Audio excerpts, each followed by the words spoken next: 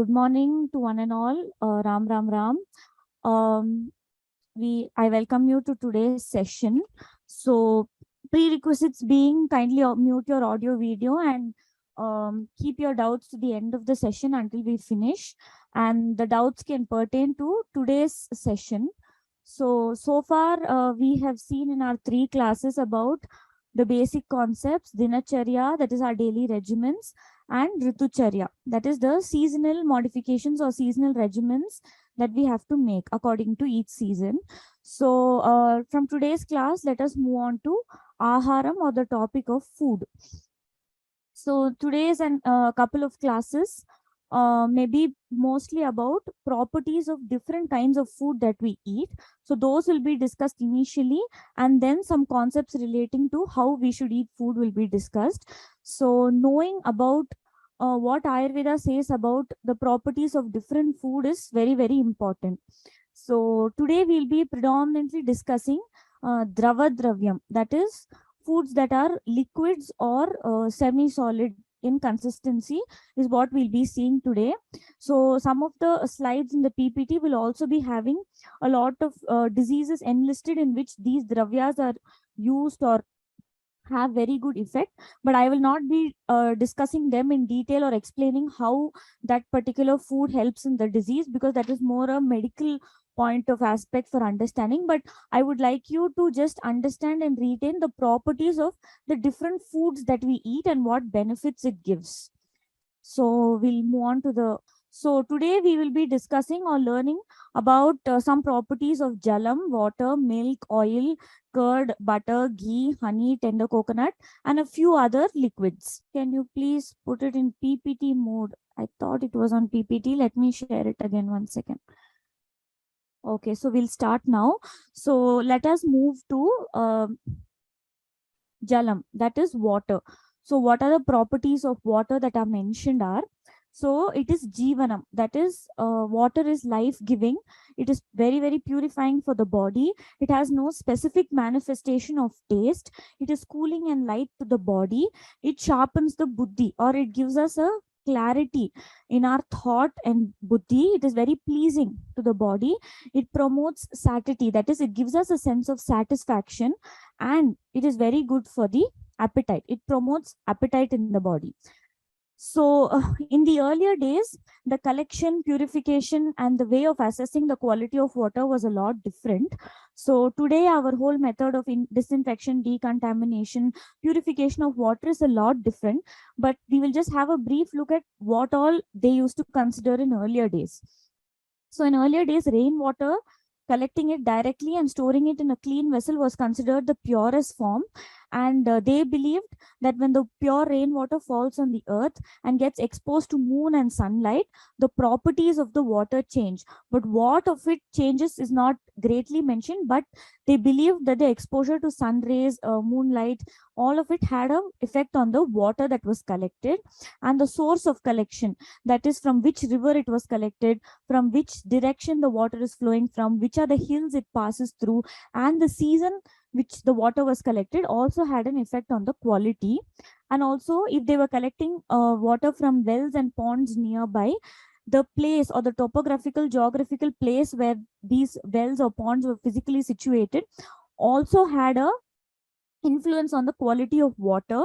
So there are an enlisted list of, if water flows from X and 1 to 3 rivers, the property is like this. If water is collected from the hills or flowing through so and so hills, these are the properties. So it is, I think it is quite theoretical. Let us not get into that.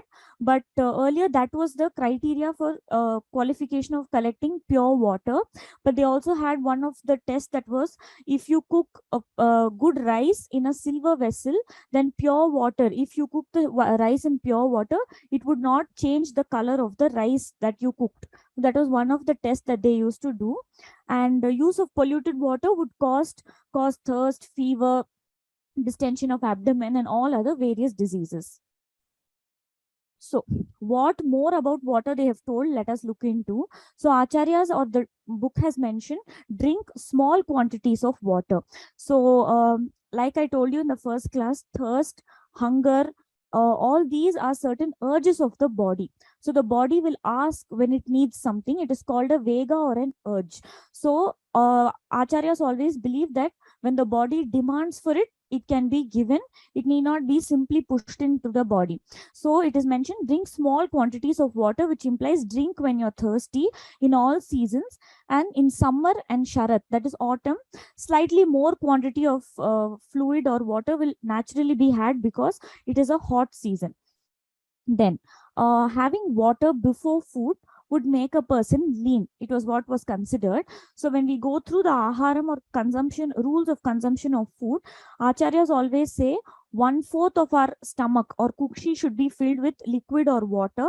Half our stomach should be filled with solids, and the remaining 1/4 of our stomach should be left free for movement of vayu, or just left empty for easy digestion. So when we tend to have water or liquids before food, so naturally, that is, if we drink within the 1/4 of the limit, then naturally the amount of solids or the food we tend to have becomes slightly less. The solids that we consume, which makes the person lean. Then definitely, if we do not consume water or anything like that, we tend to have more amount of food on an empty stomach. So these days, nobody stops with eating half the stomach because of the taste or hunger or whatever it is. Generally these days we all tend to overeat. So definitely not having liquid or water in between makes us consume more amount of food, which may eventually end up make us put on weight. And the best ideal consideration of water is drinking of less or little water. Sipping of little water, preferably hot water, in between food is considered most beneficial. Even otherwise, there are some diseases that are mentioned where acharyas say even if you're thirsty, very very less water should be had. So mainly I would the aspect being, if there is any impairment or hampering in the digestive fire of the person. For example, the first disease condition is given as Agni Mandyam. That is, if the Agni or digestive fire is weak, even if you are thirsty, we'll have to have very, very little amount of water. So it is just like when we light a home, a fire pyre or something like that outside, when the fire is just lighting up or very, very dull, even if we put little amount of water on it, the fire tends to go off. So similarly, that is what happens in our digestive system. So also diseases like diarrhea, piles, IBS is nothing but irritable bowel syndrome. It is a disease which affects the bowel movement and digestion of the body. So in all these conditions, having excess quantity of water further makes the disease worse. So generally itself, if people come to us with all these conditions, we ask them to reduce their fluid quantity. And ascites is nothing but a medical condition where the abdominal cavity is filled with fluid, and edema is nothing but water retention or swelling in the body. So already there is excess of fluid content in the body. So during these conditions, we generally ask people to consume very little water. Then, what are the benefits of Ushna Jalam or hot water? So, hot water is considered Deepanam. Deepanam is, it is carminative. So, it helps to improve or promote appetite. Pachanam is, it helps in digestion of food. And it is Laghu. It is easy to digest. It also helps in cleansing of the bladder. That is, easy or free voiding of urine it is helpful. So it is very, very beneficial in any complaint of abdominal fullness, gaseous distension, etc. And after any cleansing, people are generally recommended to take only hot water to rekindle or help rebuild the Agni that they have lost during the cleansing. And in any kind of pain conditions, like be it any pain, joint pains, knee pain, or any vata related disorder, hot water is always beneficial. And also in any respiratory tract disorders like wheezing, cold, cough, running nose, hiccups. In all these conditions, vata moves in the upward direction. So that is why it causes this problem. So having hot water helps the vata to move in the downward direction. So it provides relief in all these conditions. Ama dosha is again a condition where there is undigested food in the stomach. So drinking of hot water is indicated in these conditions. Then where is cold water or room temperature water indicated? So it is generally indicated in cases of alcoholic intoxication, fainting, fatigue, thirst, severe burning or feeling of ushnam or hot heat in the body, giddiness, vomiting. So in all places where you need to have pitta pradhanam, or where there's a lot of pittam involved, we usually use room temperature or slightly cold water to subside the pittam. And also in bleeding disorders, because cold water has the property to arrest or stop things. So whenever there is some kind of nosebleed or bleeding through any of the orifices, generally we don't ask them to take anything hot. Everything is either room temperature or cold. So these are the indications in diseases where cold water is indicated. So boiled and cooled water is the best. It is laghu, that is light to digest, and it is best suitable even in conditions associated with pittam. So for example, people having high fever or pitta related disorders like chest burning, gastritis, or herpes, such conditions where the burning, inflammation, everything will be very, very high. Neither cold water nor hot water is indicated in those conditions, where boiled and cooled room temperature water is more suitable in all conditions. So rainwater is considered the best amongst all water. River water was considered worse because of the contamination through which it used to come, and seawater was considered unfit for drinking. Then coming to narikela jalam or tender coconut water. So tender coconut water is unctuous, that is very nourishing. It is sweet in taste, it is cooling, it is light, and it is vrisham, that is it helps in fertility, and it helps in relieving thirst, that is trishna. It is deepanam, it is a good carminative. It reduces vata pittam in the body, and vasti shodhanam, so it is very, very good for bladder. So I think in all urinary infections or people who have difficulty, they drink tender coconut. And also it reduces vata pittam, which is why it is very, very beneficial in summers, where it is cooling and nourishing to the body. Then coming to kshiram or milk. So Acharyas have mentioned the different properties of milk that is derived from various sources of animals that the milk can be got. So let us go into the details of this. So in general, milk is sweet. That is, the taste of milk itself is sweet. It's unctuous. That is, it is very, very nourishing to the body. It increases ojas and dhatus. So dhatus are nothing but can be translated as the various tissues that are present in the body, which can include muscle, fat, bones, bone marrow, semen production. All this are all the dhatus, and the end product or what we get as a result of transformation of all the dhatus is what is ojas. So ojas is considered as the vitality or the energy that the living beings possess, which is very, very important for immunity and functioning of the body. So milk in general helps to increase or replenish all the dhatus physically in the body. It helps reduce vata pittam. It slightly increases kapham in the body, and it is very good for fertility. It is heavy, guru to digest, and it is cooling in nature. So milk is actually sweet, slightly heavy to digest, and cooling to the body. It is not heating. So let us go through the properties of various sources of milk one by one. So I would like to mainly stress on cow's milk because that is the most common thing that we have. So cow's milk is Jeevaniyam. That is, it is very restorative in property. That is, it replenishes and restores a lot of things in our body, be it physically or even strength, etc. And it is Rasayanam. So Rasayanam is, it is very rejuvenating. So it helps in increasing Ayu, or that is your life. So in first chapter, we saw what Rasayanam means. So it basically helps increasing the immunity and giving a boost to overall development of the body. It is Medhyam. It helps improve the intellect. So it has a very good effect on the brain development and brain function of the body. It is Balyam. So physically also, it gives strength to the body. It is Saram, that is slightly laxative. That is, it helps in easy movement of bowel. Stanya Karam is, it helps in increasing breast milk production in lactating women. So I would like to emphasize that milk should not be just looked at as a only source of calcium.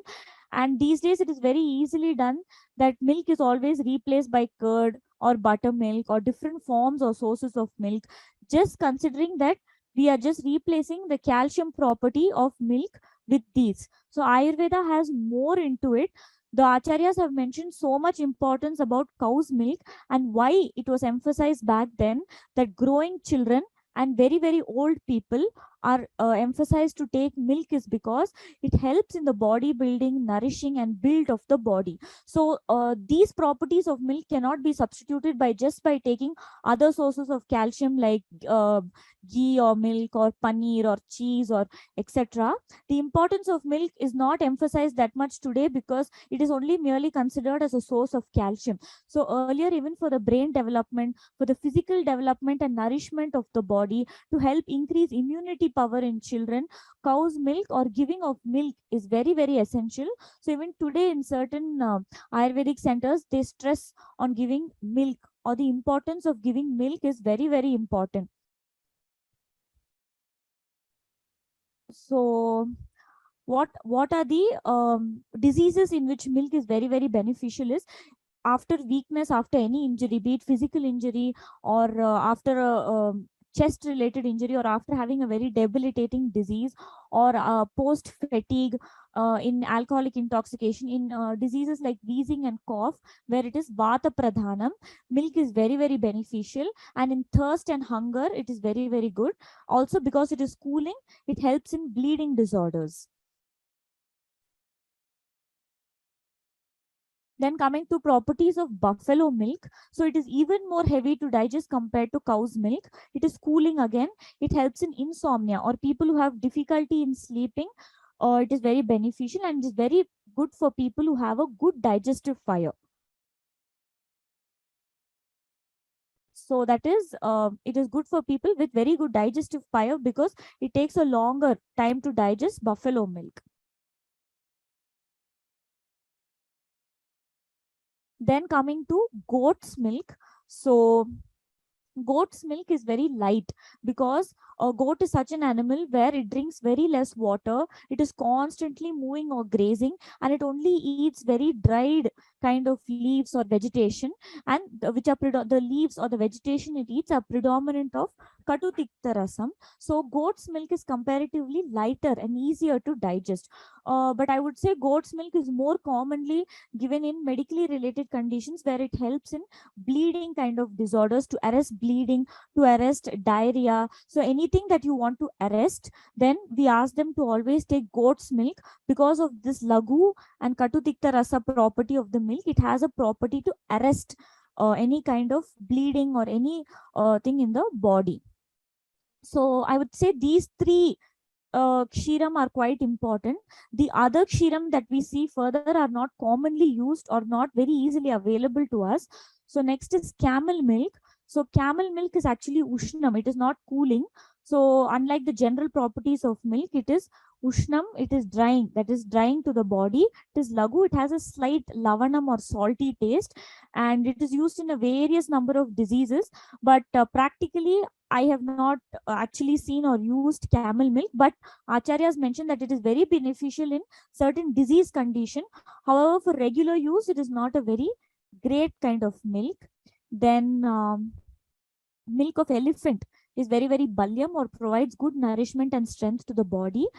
And one hoofed animal milk, that is horse, donkey, the animals that have only a single hoof, again the milk is extremely ushnam or heating to the body. It is lagu, it is amla lavana rasam. It is not sweet, it is slightly salty and sour, and it is not conducive for regular or daily use. Then breast milk is excellent for all kinds of diseases of the eye, where externally it is recommended to use if you have any netra rogam. Otherwise, as such, there is no other properties that are mentioned about it for this particular chapter. Then coming to sheep milk. Sheep milk is considered the worst among the category of the milk that we see because it is heating. It not only is heating, but it increases or vitiates the pittam and kapham in the body. And ahridya would mean it is not very conducive or stomachic for the body. That is, for regular use, it is not good. And it in fact further vitiates and causes other diseases in the body. So unboiled milk is heavy to digest and also secretive or has the property to block channels in the body. So much of remembering is not required. You can remember the benefits and importance of cow's milk, which is considered the best, and sheep milk is considered the worst. So of course, the other sources of milk we do not practically see or use regularly. So importance can be given to cow's milk. Then coming to dadi or curd. So the properties are, it is amla rasam and vipakam, that is it is sour in taste, it is grahi, that is it is constipative in nature, and it is guru, heavy to digest, it is ushnam, heating to the body, and it pacifies vata, that is it reduces the vata in the body. So these are the proper basic properties of dadi. Then when taken in the recommended dose in the appropriate method of which it should be taken, it helps in increasing medas, that is the fat or mass bulk in the body, shukram, that is semen production, balam, it provides good strength and immunity to the body, it helps in increasing kapham, and also agni. So these benefits can be got from dadi if taken in the a recommended method or procedure in which dadi is asked to be taken. Excessive use of it, taking it 365 days, day in and day out, will definitely vitiate kapham to an over excessive stage, increase medas abnormally. So lot of weight gain, it vitiates rakta pittam, so it vitiates the blood and the pittam, causing all diseases that the blood and pittam can cause. It also causes shofam or swelling in the body. That these are the properties of dadi. So how dadi has to be taken according to Ayurveda is, dadi is a food that is never to be taken at night. So never, not even a single day, dadi is not recommended to be taken in the night. The reason being, though milk and curd both increase kapham in the body, milk has a property to increase only a good or certain amount of kapham, whereas curd is slightly secretive or abhishandi in nature. So it is also, it increases kapham vastly, and abhishandi or secretive means it has a property to go and block or obstruct channels in the body, whereas the increase of kapham that milk does not have this property, whereas curd is abhishandi or excessively secretive in the body.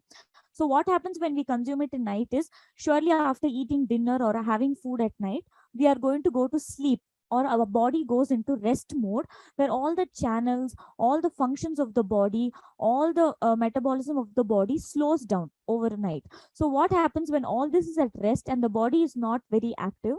Over a period of time, this abhishandi guna of curd greatly increases, and it has a property of going and blocking all the channels in the body. Whereas if it is consumed in the day or afternoon time, we are relatively active until evening.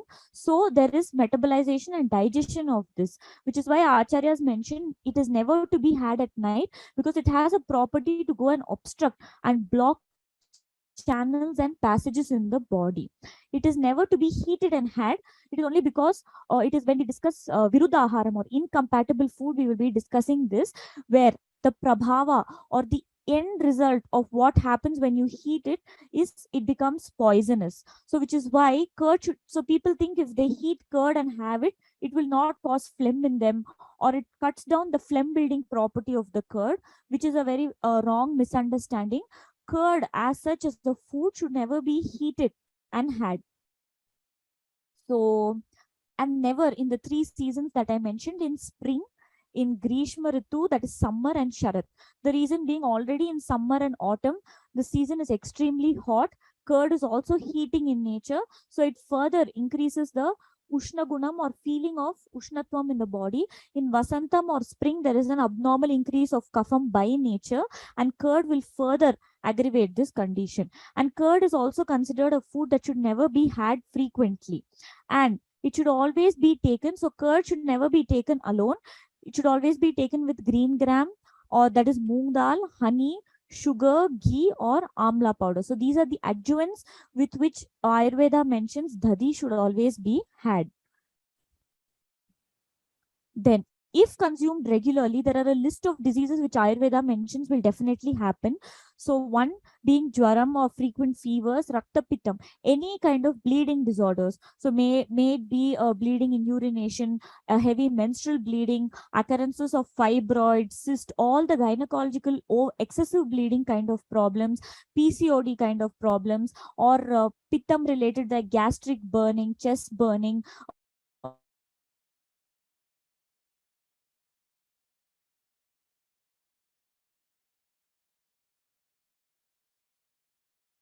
nasal bleeding, or burning, or hemorrhoidal bleeding, or directly your blood gets vitiated. So excessive consumption of dadi definitely causes um, excessive use of dadi definitely vitiates pittam and causes all pitta related disorders. Then kushtam. Kushtam is nothing but any kind of skin related disorder. So n number of patients come with skin diseases now, but they would have been consuming dadi for years. But the effect is shown after years together, where a lot of people consuming regularly have various manifestation of skin problems, and they also become pandu or anemic. So it may not necessarily be only the HB level. Your HB level in a blood test may show normal, but the quality of the blood that you have in your body greatly deteriorates. Then, what are the properties of takram? That is nothing but buttermilk. So, there is a great difference between curd and buttermilk. So, buttermilk is laghu, unlike curd that is heavy to digest. Takram is easy to digest. It is kashaya amla rasam. It is slightly astringent and sour. It is deepanam. It is very, very good for digestion. It is kapha vataharam. It helps reduce kapham and vatam, unlike dadi, which greatly increases kapham in the body. So, takram in general is very, very beneficial for all diseases that are related to the GI tract, or for the good functioning of the stomach or agni.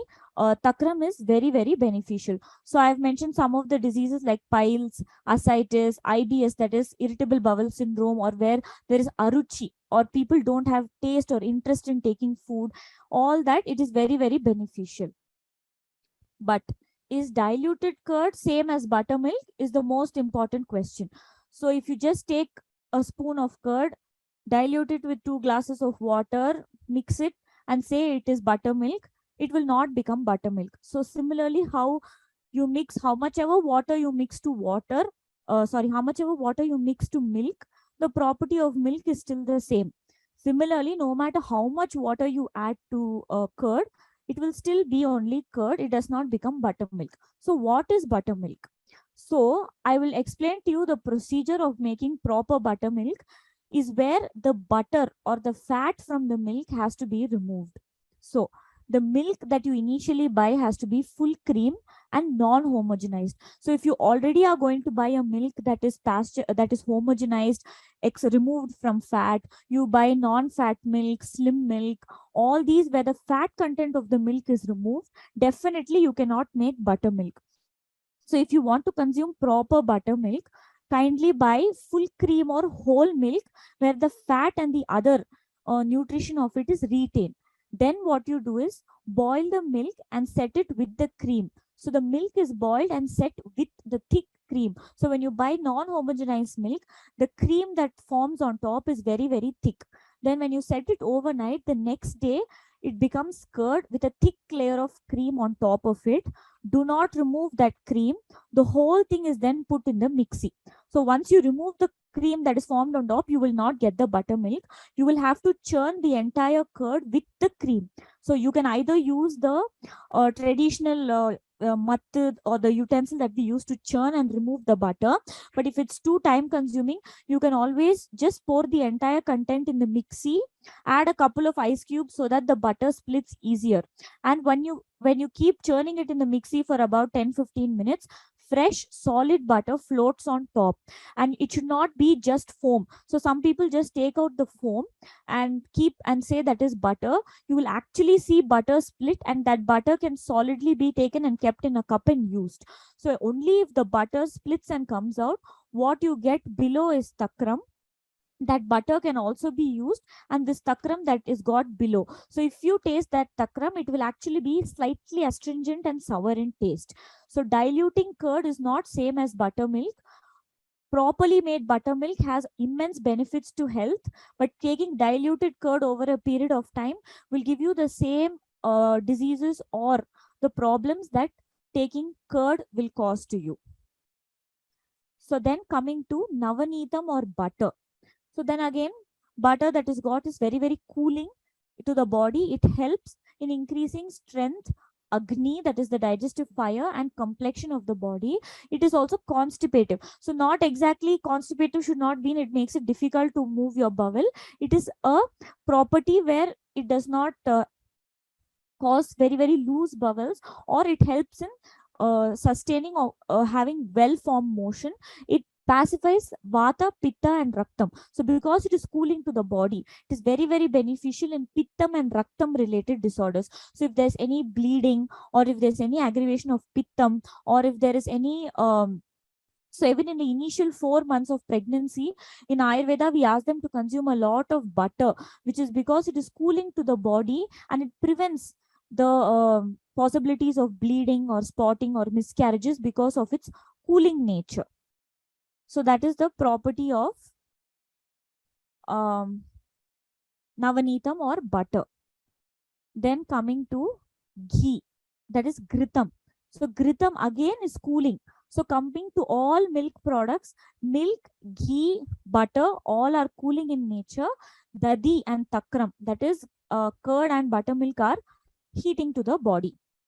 So you can remember this part of it.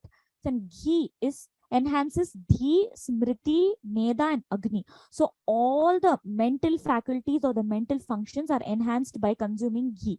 So dhi is nothing but intellect, smriti, memory or retention power, meda, proper functioning of the brain, agni, digestive fire. So consuming ghee, I think it's believed in recent studies that ghee as a fat can even cross the blood brain barrier and enters the brain, has all been proven now. But in earlier days, the first line of shloka of ghee is only that it enhances the smriti, meda. All the mental faculties are well maintained with ghee. It helps in increasing balam, that is strength, ayu, that is life, shukram, it is good for sperm semen production, and also very, very good for chakshu or eyes. It is beneficial in both young and old people. To say that it is very, very good for physical and mental development of the person. Then it helps in increasing progeny, glow, beauty, sweetness of the voice. It is cooling in nature, and then when processed with other medicines, it has immense capacity to cure various diseases. So that is why if you see mostly in Ayurveda, there are a lot of medicated ghee kind of medicines that are available, and you must have been prescribed at some point of other if you have taken it, because ghee has a very, very good property to cross all the barriers, or carry the property of the medicines that it is infused with, and provide immense benefit to the body. Then there are a number of conditions in which ghee can be used. So it is very, very beneficial after surgery, after chest trauma, or any chest related injury, after emaciation. So certain conditions, like there are a lot of debilitating diseases, post TB, cancer recuperation, post any extensive surgery where the person is extremely weak and has no strength at all. Gritam based medications are very, very beneficial. It reduces vatam and pittam in the body. It is very good for all kind of psychological disorders. Externally also, it helps in treating a lot of wounds and gynecological complaints, that is Stri Rogam. That is both internally and externally, its use has immense benefits. A lot of wound healing medicines also have ghee in them because it has wound healing properties. Then coming to madhu or honey. So madhu increases vayu in the body, and it reduces kapham. So it is a very good reduction of kapham, but it increases vayu. It is drying in nature. So unlike the other milk products which are nourishing and snigdham to the body, madhu is ruksham, or it scrapes from the body, and pure honey is kashaya madhura rasa. It has a slight astringent taste followed by a sweet taste to it. So because it is kapha haram, that is, it helps in cutting down the kapham in the body. It is used in a lot of kapha related disorders. So if you go through your respiratory disorders like cough, cold, wheezing, all these conditions, if you have ever taken Ayurvedic medicines, they always ask you to mix the medicine with honey and have it, not for the taste of the medicine, but for the kapha haram, or the scraping nature of honey that helps in cutting down the kapham or the phlegm in the body. And also because it is kashaya pradhana rasa, it has a property to arrest or stop things in the body. So any kind of bleeding disorders, or any kind of vomiting, bleeding, all those kind of diseases, the medicines are mixed with honey, or we incorporate madhu in the food and ask them to take it. It is also very very good for diabetes. I know it will be a question for everyone, how honey, pure honey is kashaya madhura rasa. It will not at all be extremely sweet, and it is very good to cut down the kapham, because diabetes is mainly caused when there is an increase of kapham in the body. Then any kind of bleeding it helps to arrest. And a lot of medicines, that is, it's excellent for treatment of eyes, worm infestation, external cleaning of wound, everything. You, if you see medically in Ayurveda, lot of things may be incorporated with honey. It is not just for the taste aspect of the medicine, but it is because of this kapha haram related property that honey has. Again, there are some rules that acharyas mentioned with the consumption of honey. So it should never be heated. So then again, the properties or the products in which, through which honey is made, once it heats, it is believed that it undergoes vitiation and becomes poisonous to the body. So it acts like a slow poison. It may not show an effect on 1 day or 2 days. So this breaking down of the formation of honey causes some kind of, it is not a very compatible thing to the body when you heat it, because of the breaking down of the products in it, which eventually acts as a slow poison. And because honey is actually ruksham and drying, do not take it excessive in hot season, because it makes it more ruksham. Never mix anything hot or even warm with honey. So this whole concept of taking hot water with honey, hot water, lemon, honey, all this has to be avoided, even if it is slightly warm. So the concept of weight loss or kapha haram is beneficial when you mix it with room temperature water and have. Then again, if you have a vata pradhana condition, say you're having joint pains, or any kind of vayu disorder, like lot of burping, lot of gas, or your stomach, you're always that kind of a person, then having this hot water honey even further will increase vayu in the body and aggravate those complaints. Then never to be had if a person is suffering from ushnam, or a feeling of hotness in the body. So these are some of the rules. Then coming to ikshurasa or sugarcane juice. So I will just mention these in brief, as it's not something we regularly or frequently have. Then again, I think in Ritucharya I've mentioned we can have it in spring season and in winters, not in spring, sorry, in winters when the Agni is very, very good, and in summer season where the uh, person's energy and strength is very debilitating. So sugarcane juice is guru, heavy to digest, nourishing. It is brimhanam, that is very very nourishing and good for the body. It is sweet in taste. It is cooling. It increases kapham in the body. And saram, saram is, it is slightly laxative, and it reduces rakta pittam. That is, it helps in cooling of the body or prevents bleeding kind of disorders.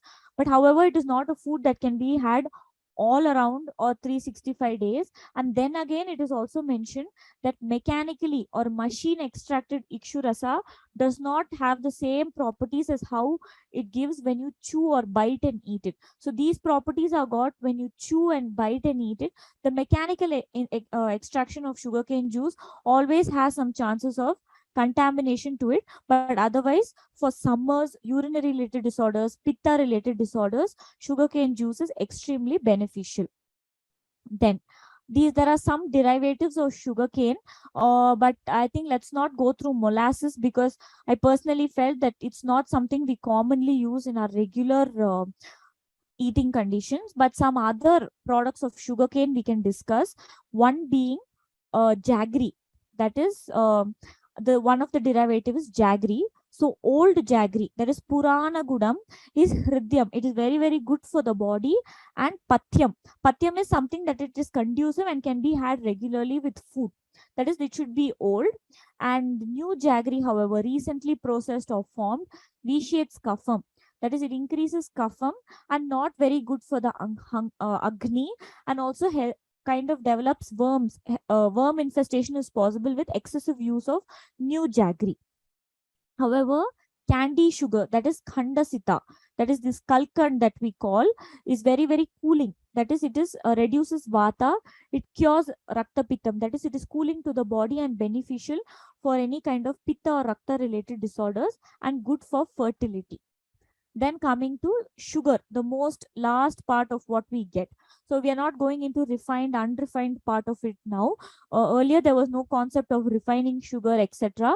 So what we can understand from the textual content is the unrefined sugar, or the direct last processed fine sugar that we get. So sugar is nothing but it is prepared from either sugar cane or sugar beet. Sugar beet are kind of vegetables or tubers, root vegetables, which are very, very sweet, through which a lot of this sugar can be got. And also acharyas have mentioned getting sugar from a lot of resinous plants. So here we can consider these the properties of unrefined sugar. So when you take sugar from resinous plants, they have this bitter and mild astringent taste. Otherwise, they are predominantly sweet. And sugar is very, very cooling. That is, it is a good pitta haram to the body. So in case of daha, burning, thirst, vomiting, fainting, all these kind of diseases, definitely sugar has to be used. It is more beneficial for regular use than jaggery. Jaggery is slightly ushnam or heating to the body, and sugar helps in bleeding related disorders. So some medicines will also include some kind of sugar because of the pitta haram property. So among sugarcane derivatives, molasses, that is the extremely sweetened part that are used in a lot of desserts, etc., are worst, and sharkara or sugar is considered the best among sugarcane products. Coming to oils, so a property of the vegetable oil depends on the seed from which they are extracted in. So mainly here we will discuss three main oils, that is sesame or til oil, castor oil, and sarshapa thailam is nothing but mustard oil. Then first coming to sesame oil. So it is very tekshnam, that is, it is very, very sharp in action. Vyavai, that is, it spreads very quickly in the body. So the first 2 points can be taken in a medicinal aspect of view, where it is capable of curing almost all diseases when processed with suitable medicines. So if you see the external application thylums or oil that Ayurveda has, most of them will be based with tilatailam or sesame oil. Because of this Tikshnam Vyavai action, it has a good potent action and spreads easily to give the benefits in the body. So it is Ushnam, but at the same time does not vitiate Kapham. It is good, it destroys krimi, it brings about constipation, that is, you can consider here well formed motion, and it nourishes the lean and emaciates the obese. So it is neither something that will make you too fat or make you gain weight. That is the good property of sesame oil. So it is suitable for both very lean and obese people. However, there are some references where til oil is considered to cause skin diseases when excessively used internally. So generally, because of its sharp, tekshnam, potent action, generally when a person develops some kind of skin disease or ailment, we ask them to avoid taking til oil because it further vitiates the condition further. Castor oil is not used in a regular consumption way, but it is having a very good medicinal use, where it is guru, it is a laxative. So what we do is basically to reduce kapham or vatam in the body and bring the vayu in the downward direction. So any kind of pain related ailments, like so beneficial in vriddhi, gulmam, udaram are three diseases where there is excess vitiation of vata. You need not understand in detail, then again I have just mentioned it. So where there is indicated in any kind of pain, especially below the hips, so navel and below, when there's any kind of disturbance of vata, to bring back vata in a correct position, medicinally castor oil is very, very beneficial. It is a very good vata haram. Then coming to mustard oil, I think some people in some communities they use mustard oil regularly, but it is katu, that is acrid, very very ushnam. It is spicy, it is ushnam, heating, tikshnam, and very very sharp and pungent to the body. It pacifies vata and kapham, no doubt, but excessive use of it definitely vitiates raktam and pittam and destroys semen in men. So excessive use of it internally is not recommended regularly, because it vitiates the raktam pittam in the body and can cause skin related ailments, pitta related ailments, etc. However, it is very, very beneficial in skin related disorders like urticaria, piles, vranam. So basically, in these kind of conditions, the medicines are processed with mustard oil and mainly given for external application rather than internal intake. Then coming to properties of alcoholic beverages, which are also mentioned. So I'm not going into too much detail of it, but alcohol is deepanam, that is, it is good for digestion. Rochanam, it improves the appetite or taste. It is very, very ushnam, heating and pungent, sharp in action to the body.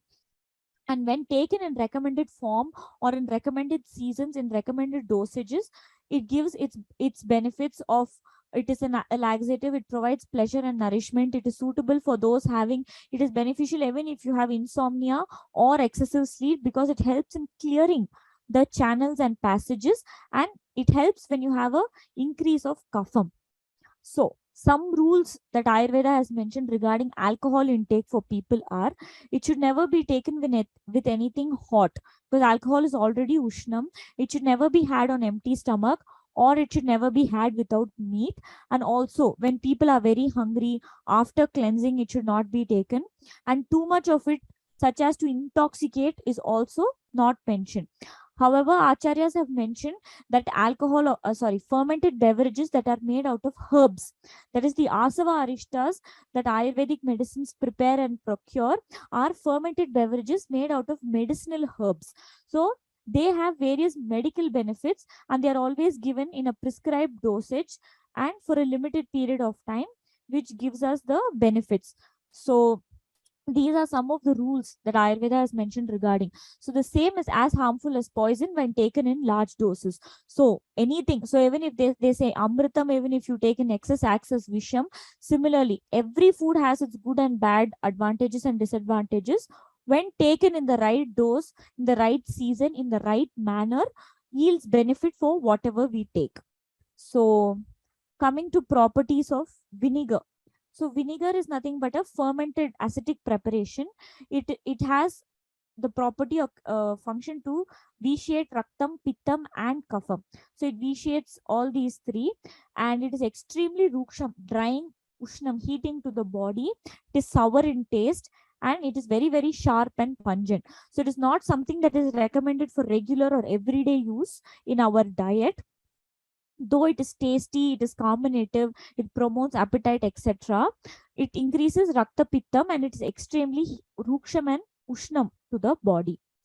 Then coming to mutram, that is various animals urine can be used. It is mostly medically used in a lot of medicines and conditions. So as you know that cow's urine, buffalo urine are used in a lot of medicinal purposes. So the urine in general increases pittam, and it is very very sharp and tikshnam to the body, very pungent and penetrating. It is katu, that is slightly acrid and has a salty taste. Very very beneficial in disease where there is swelling, there is a lot of pain. There is kushtam. So kushtam is skin diseases. Shwitram is leukoderma. So where you have those white patches. So there are some medicines that are prepared with cow's urine or has to be had with it, both internally and externally, which benefit these conditions. Harshas again is in piles related conditions, certain indications are there. So mutram as a medicine has a lot of benefits, which is why acharyas have mentioned it in this chapter. So let us recap the groups that we have discussed. So we discussed about water. What are the benefits of drinking hot water, cold water? And it is most beneficial to have water in between food, and drink water to thirst. and there is no specific amount of water quantity that is mentioned in Ayurveda, that so and so has to have 3 liters, 8 glasses, 4 liters. No quantity. Drink to thirst is what is believed.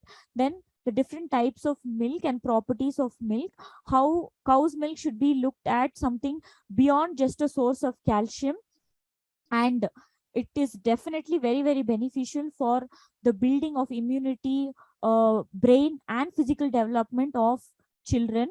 And also milk products, like what are the benefits of taking curd in a right way, what are the harmful effects of taking it, then what is the difference between curd and buttermilk, how proper buttermilk should be made, then properties of ghee and honey, ghee and butter. Then we also saw about the properties of honey. Then some brief this thing about oil, that is the till oil that we mostly consume. Then sugarcane and its products, where sugar being the best byproduct of sugarcane, where it is cooling, helps in reducing rakta pittam in the body, and molasses is the worst. And also some brief this thing about alcohol beverages or fermented beverages, vinegar and urine we have discussed. So I do not think that you all have to remember all the points in this. So once you go back through the lecture and the recording again, you might be able to retain some of the points that are needed for you better. So thank you, and I apologize for today's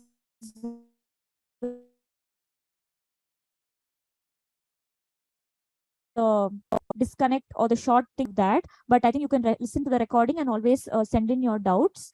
So these are the two mail IDs.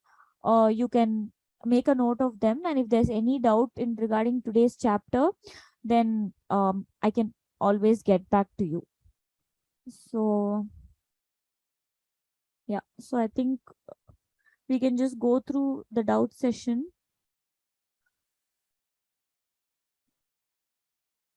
So 1 second. Go back. So I will update the English word equivalent for it, and then we will post it in some of the slides. Does Ayurveda mention anything about vegan? The argument given by vegan is that we do not need to drink milk, and humans are the only beings that drink milk from us. So there's no concept of vegan mentioned textually in Ayurveda, and it is very true that for a certain period. So when you're in your middle age, say from your 20s to 50s, 55, even if you don't drink milk, it will not cause much of a disadvantage or loss to you. But acharyas mentioned the benefits of drinking cow's milk for children of a very young age, because the development of brain, immunity, intellect, proper functioning of all their growth and development is very very essential in children. After a certain age, all these developments are not going to happen again. When people cross 60, 65, where there is depletion and deterioration of their body functions, tissues in the body, then definitely acharyas recommend the property of cow's milk. So again, earlier, then again, the demand and supply and the concept was very very different. So there was no so much demand, there was no so much of so-called abuse or whatever was happening to cows or milk, which was why these conditions were stressed upon. So as an Ayurvedic doctor, we still feel young children have to drink milk up to a certain age, because we see now young children have no immunity, they keep falling sick frequently. So the very modern concept is you can supplement their calcium with cheese, paneer, giving them curd, giving them buttermilk. But what properties milk have, definitely children need at this time. And we see that children who consume good milk regularly up to a certain age definitely have better immunity than children who are made to go without milk from a young age. So there is no concept of vegan as such. Why do we not add we do not add any water at all after removing butter? It will be very thick. So after you remove the butter from the buttermilk, whatever retains down is buttermilk. So that you can further add more water and dilute it or do whatever, but it becomes buttermilk only after you remove the butter from it. So wanted to ask about usage and frequency of takram. So then again, takram is very, very good. It can be had preferably in all days if you want it, but we still say never have takram even at night, because takram is very, very good for the stomach. But one bad property that takram has is it will also build in phlegm or give you some kind of a respiratory kind of a disease, not as fast as curd. So generally for lunch you can have some takram, maybe 3-4 times a week. But because takram is also ushnam, you can reduce its usage, because I think most people are very, very used and accustomed to it. So in very hot seasons you can reduce the usage of it, say maybe 2 or 3 days a week, but never have it at night. And have freshly extracted takram. So do not make the buttermilk on Monday and use the same thing till Saturday, because it will become very, very sour. So once in 2 or 3 days, we recommend you to freshly churn butter and then use it for a couple of days. So that is what is Swamutra. I do not know. I have not mentioned. So your opinion of eating non red meat once in a while. So about mamsam, the properties of meat, how we have to consume it, what are the indication of consumption, we will deal with in our next class. So definitely we will cover that topic. Then so nowadays milk is full of hormones. So see, so these days nothing is without chemicals or nothing is without hormones. Everything that we eat is adulterated in one form or the other. So that is what I meant to say. So in terms of Ayurveda and Ayurvedic physicians, it is just looked beyond the source of calcium. So there are certain companies or certain available facilities that are available that give you good slightly more reliable source of A2 organic milk. So I would, at least if not in the middle age, definitely we recommend, at least for young children up to a certain age, you should insist on giving them some amount of milk. Then again, the western system of medicine may not agree with it, because they may just ask you to substitute with supplements and all of that. But yeah, there might be hormones, but slightly more reliable sources are available these days. And very, very old people, or the medical conditions that I mentioned, such people can take some amount of milk. So I'm not answering any medical related questions. So is it better to use wooden churned oil filter?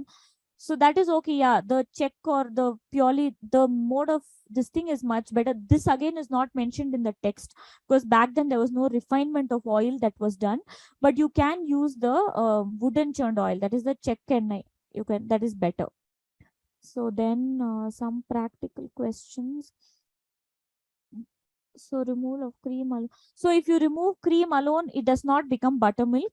It still means you're having diluted curd, which means that it cannot be used for regular consumption. So it does not seem very elaborate. Instead of diluting it, you just have to set the cream milk with the cream, churn it in the mixie for 10-15 minutes the next day. That's all. So it doesn't, the only the flow chart looked elaborate, but it can be done in about 15-20 minutes. So, or the time you have to do it, if you do it once a week, have it for 3 days, and the remaining 3 days you need not have it. So whatever we milk can it be treated as buffalo milk for understanding quality? No, I think most of it can be treated as cow's milk, except that if you want have the source of it. So the packeted milk that we get these days is not very great. I think there's a lot of powder or other things that are added, but good quality A2 milk, from some, there are a lot of sites or shops now that have this A2 milk. Generally they are cow's milk only, or some people even mix that. Then again, it depends on the source that you get. So other than sesame oil, the other oils we commonly get, um, how do we treat them?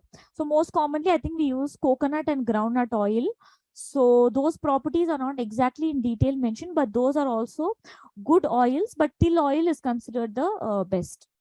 Then can Chavanprash throughout the day, but that is not a relevant question for this session. So I will just skip that. Um, so one second. Let me go through the question answer.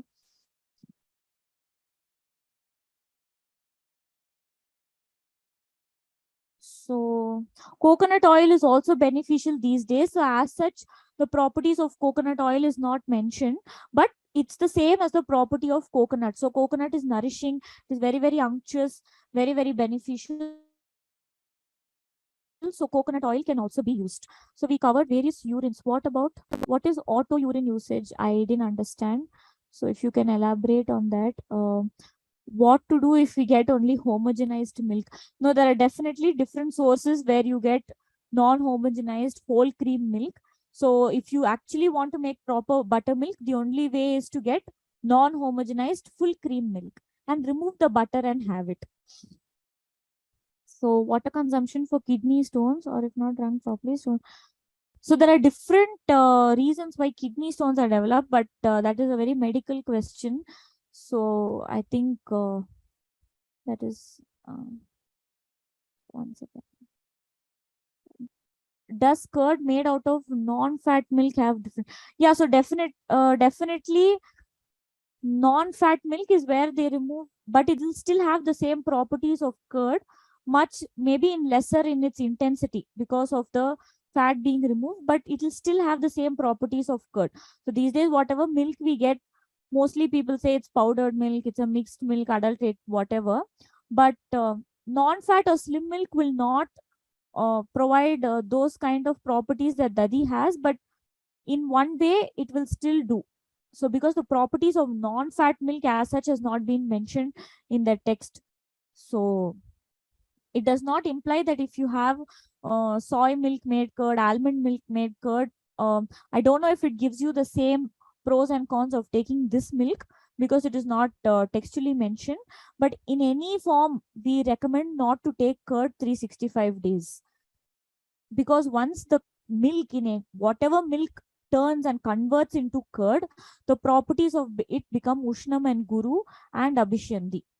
Can how honey can be consumed to lose weight, as mentioned that so you can just mix honey with normal temperature water and have, if you're having it regularly.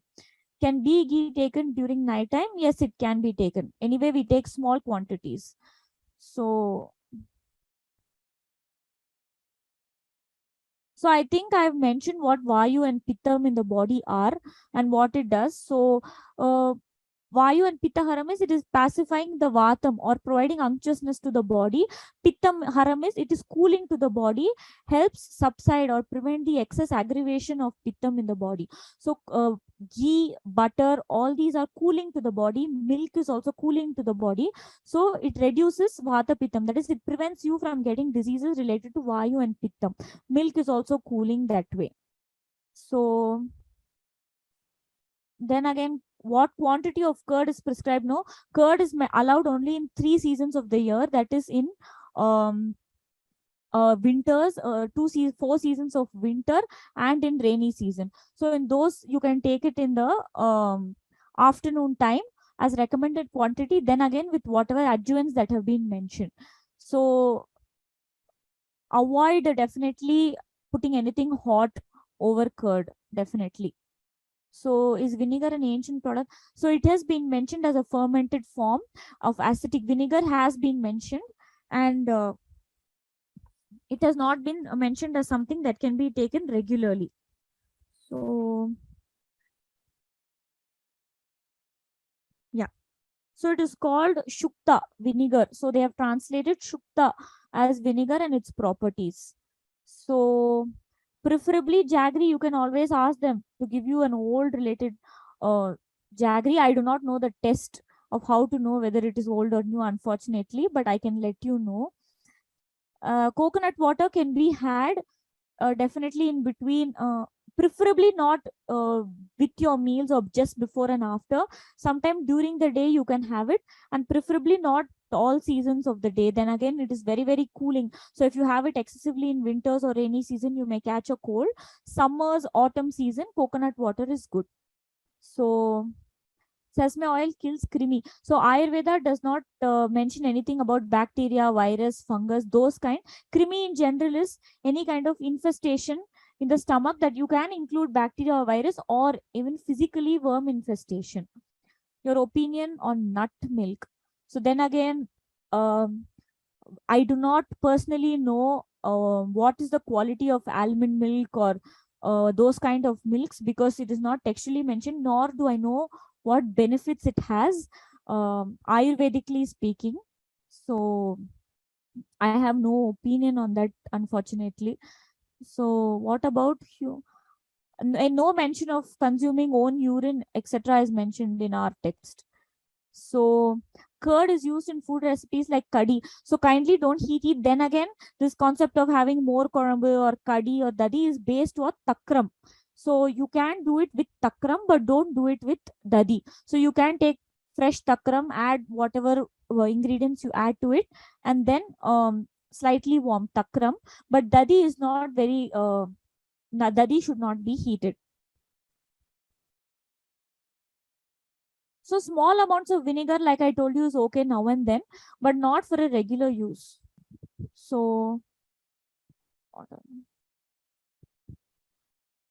mustard oil is used in cold season. How about soya bean oil? Again, the properties haven't been mentioned, so maybe we can go through the properties of what soya has and assess the qualities of the oil accordingly. Definitely mustard oil is good in winter, because I told you mustard oil is ushnam, very sharp and pungent. So in some seasons, certain situations, or even while cooking non-vegetarian, I think a lot of people use mustard oil, which is very good and helps to digest it. Regular use of it is not very beneficial. So let me just finish this. So Vata, Pitta, Kapha, and what is Raktam? Raktam is nothing but blood of the body is considered Raktam.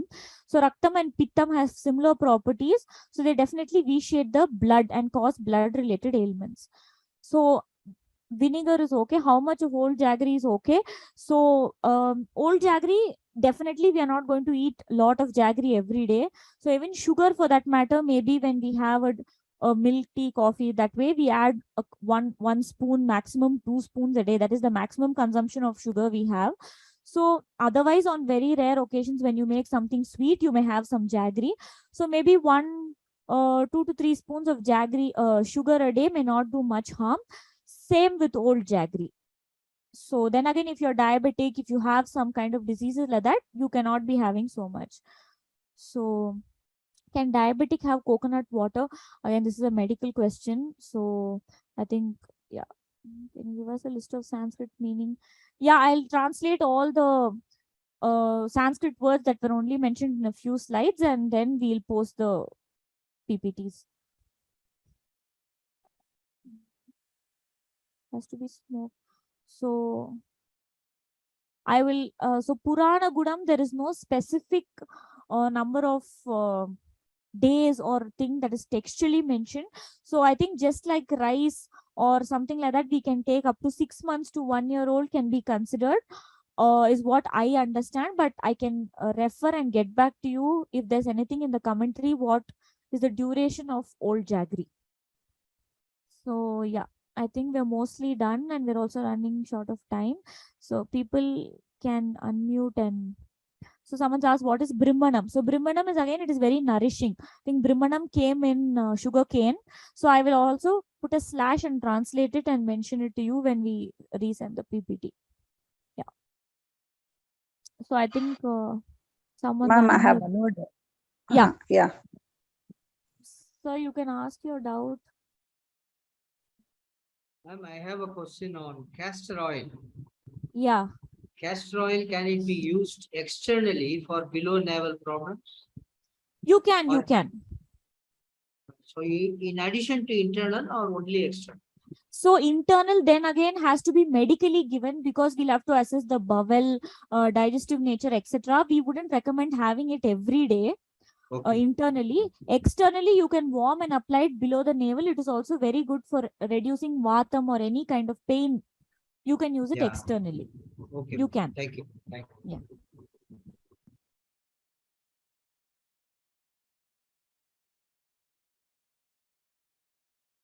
So anyone else?